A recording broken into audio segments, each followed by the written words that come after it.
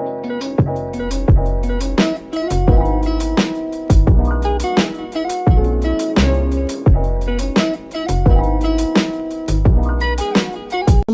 warahmatullahi wabarakatuh.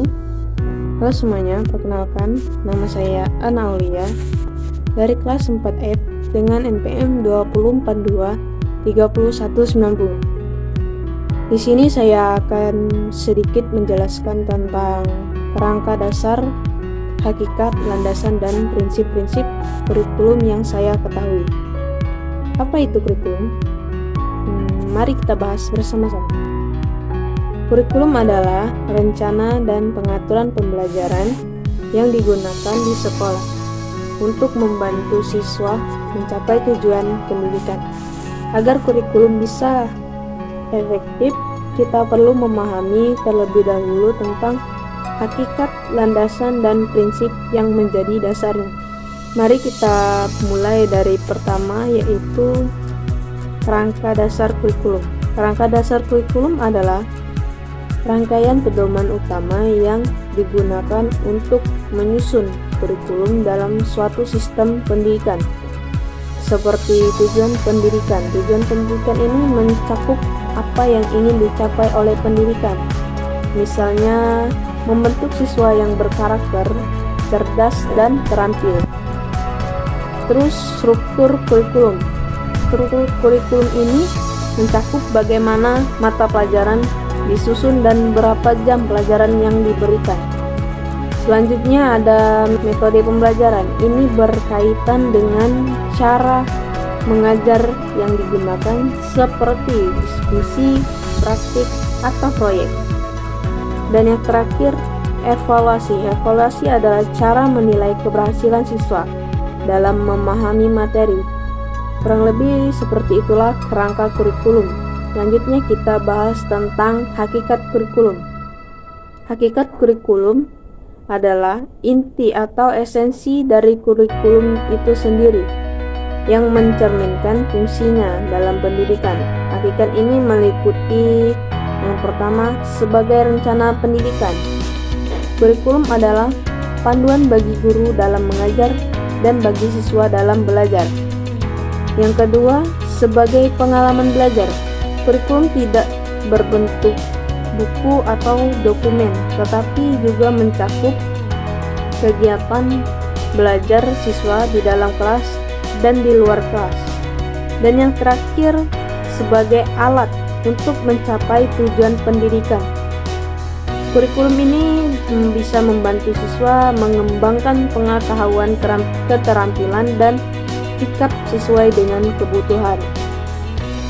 Selanjutnya kita masuk ke bagian landasan kurikulum. Landasan kurikulum adalah dasar yang digunakan dalam menyusun kurikulum, yaitu yang pertama ada landasan filosofis yang berdasarkan nilai-nilai dan pandangan hidup suatu bangsa. Misalnya Pancasila di Indonesia. Yang kedua, landasan psikologis yang berdasarkan teori perkembangan anak dalam belajar. Yang ketiga ada landasan sosiologis. Ini berdasarkan kebutuhan dan perubahan sosial. Yang keempat ada landasan yuridis. Ini berdasarkan hukum atau aturan yang mengatur sistem pendidikan. Misalnya undang-undang pendidikan. Nah, itulah landasan-landasan kurikulum yang saya ketahui. Yang terakhir kita bahas tentang prinsip kurikulum. Prinsip kurikulum ini adalah aturan atau pedoman yang harus diikuti saat merancang dan menjalankan kurikulum. Beberapa prinsip utamanya yaitu fleksibilitas. Kurikulum harus bisa disesuaikan dengan kebutuhan siswa. Yang kedua ada relevansi. Kurikulum harus sesuai dengan perkembangan ilmu, teknologi, dan kebutuhan dunia kerja. Yang ketiga, efisiensi dan efektivitas. Kurikulum harus dijalankan dengan baik dan tidak membuang-buang waktu untuk sumber daya. Nah, yang keempat, berorientasi pada siswa. Kurikulum harus memperhatikan minat, bakat, dan kebutuhan siswa, bukan hanya kepentingan sekolah atau guru. Yang kelima, berbasis kompetensi. Kurikulum harus membantu siswa menguasai keterampilan nyata yang bisa digunakan dalam kehidupan sehari-hari.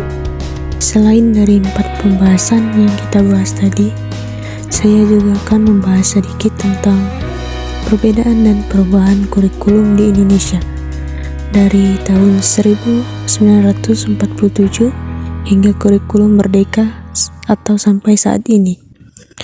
Perubahan kurikulum di Indonesia dari tahun 1947 sampai sekarang, kurikulum di Indonesia selalu mengalami perubahan agar sesuai dengan perkembangan zaman dan kebutuhan pendidikan. Berikut adalah perubahan kurikulum dari waktu ke waktu. Pertama ada dari tahun 1947 hingga 1964. Ini berfokus pada karakter, moral, dan nasionalisme. Seperti di tahun 1947, ini adalah kurikulum pertama setelah Indonesia merdeka. Ini berfokus untuk membentuk karakter nasionalisme setelah penjajahan. Materinya masih sederhana menurut sistem pendidikan Belanda, tetapi sudah mengarah ke sistem Indonesia. Tidak ada mata pelajaran khusus, lebih ke pembentukan watak dan moral. Kurikulum 1952, rencana pelajaran terurai. 1952, lebih terstruktur, sudah ada mata pelajaran yang jelas. Guru mulai diberi kebebasan mengajar sesuai kebutuhan siswa. Pendidikan lebih menyesuaikan dengan kondisi masyarakat Indonesia. Terus ada kurikulum di tahun 1964. Ini berfokus pada pendidikan Pancawardhana. 5 aspek utamanya adalah: yang pertama, moral; kedua, kecerdasan; ketiga, emosional; keempat, keterampilan; kelima, kepribadian. Mata pelajaran lebih spesifik, tetapi tetap menekankan pembentukan karakter siswa.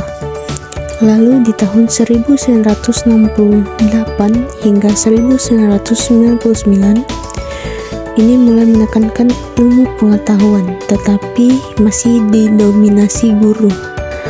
Seperti di tahun 1968, ini menggantikan sistem Pancawardhana dengan sistem pendidikan berbasis ilmu pengetahuan, menekankan ilmu pengetahuan dan keterampilan, tetapi kurang fleksibel. Kurikulum 1975, ini mengutamakan metode instruksi langsung. Guru lebih dominan dalam mengajar. Buku pegangan siswa dan guru mulai distandarisasi. Penilaian lebih ketat berdasarkan angka rapor dengan nilai mutlak. Terus di tahun 1984 dikenal sebagai kurikulum CBSA atau cara belajar siswa aktif. Siswa mulai aktif dalam belajar, tidak hanya mendengarkan guru, mengutamakan praktek dan diskusi. Lalu di tahun 1994 dan suplemen 1999, kombinasi antara metode instruksi langsung dan CBSA, siswa mulai dibebani dengan banyak mata pelajaran dan tugas. Akibatnya, siswa merasa terlalu berat dan sulit memahami semua materi. Lalu ada di tahun 2004 sampai 2013. Ini beralih ke pembelajaran berbasis kompetensi. Fleksibilitas meningkat. Di tahun 2004, kurikulum berbasis kompetensi atau KBK. Mulai fokus pada kompetensi siswa, bukan hanya teori. Siswa harus mampu menguasai keterampilan tertentu setelah belajar. Lalu, kurikulum 2006 atau KTSP. Kurikulum tingkat satuan pendidikan. Sekolah diberi kebebasan menyusun kurikulum sendiri berdasarkan kebutuhan daerahnya. Guru lebih fleksibel dalam mengajar, namun masih terlalu fokus pada teori daripada praktik. Lalu di kurikulum 2013 atau K13, mulai menekankan pada pembelajaran berbasis karakter dan keterampilan abad 21. Pendekatan tematik. Beberapa mata pelajaran digabung dalam satu tema. Penilaian berbasis sikap. Rapor tidak hanya angka, tetapi juga deskripsi sikap siswa. Siswa lebih banyak diskusi dan praktek, bukan hanya mendengarkan guru.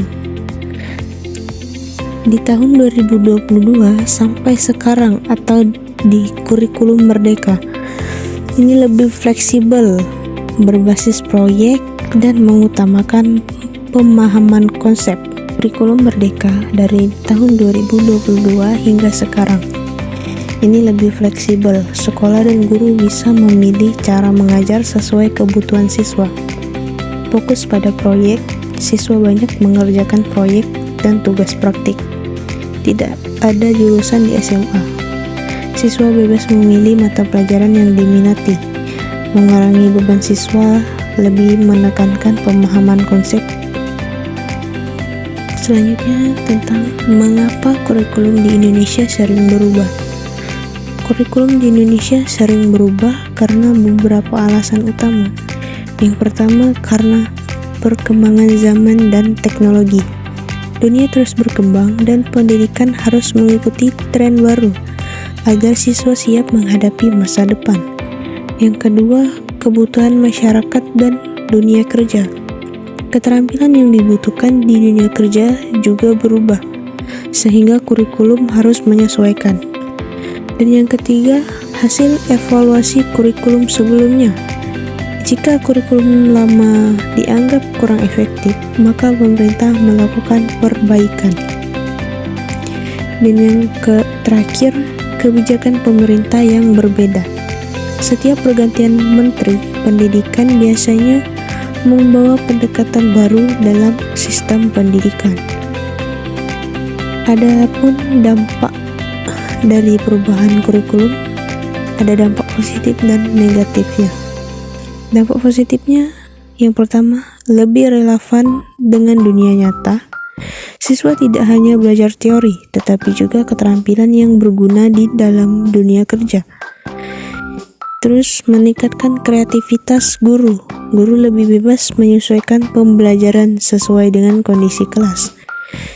Yang ketiga, siswa lebih aktif dan mandiri, tidak hanya menghafal, tetapi juga berpikir kritis dan menyelesaikan masalah.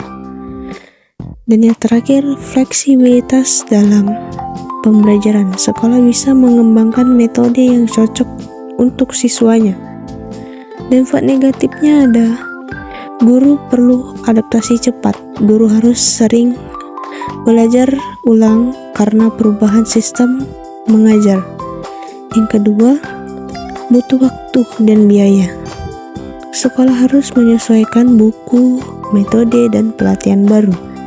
Dan yang terakhir, belum merata di semua daerah. Sekolah di daerah terpencil mungkin sulit menerapkan kurikulum baru karena keterbatasan fasilitas dan tenaga pengajar. Perubahan kurikulum ini bertujuan untuk meningkatkan kualitas pendidikan, meskipun butuh adaptasi dari guru dan siswa. Kurikulum Merdeka lebih menekankan fleksibilitas proyek nyata dan pembelajaran berbasis kompetensi. Meskipun ada tantangan, jika diterapkan dengan baik, kurikulum Merdeka bisa membuat siswa lebih siap menghadapi dunia kerja dan kehidupan nyata. Mungkin segitu saja.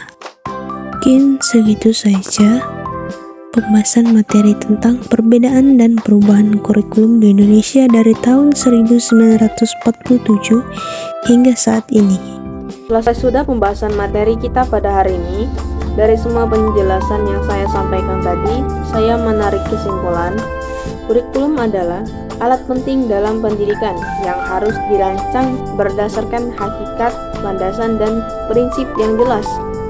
Dengan memahami hal ini, kita bisa menciptakan kurikulum yang relevan, berkualitas, dan mampu membekali siswa dengan pengetahuan serta keterampilan yang dibutuhkan di masa depan.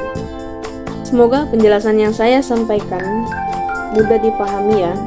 Dan jika ada kekurangan dalam menyampaikan materi, saya mohon maaf. Kepada Allah saya mohon ampun. Saya akhiri. Wassalamualaikum warahmatullahi wabarakatuh. See you the next video. Bye-bye.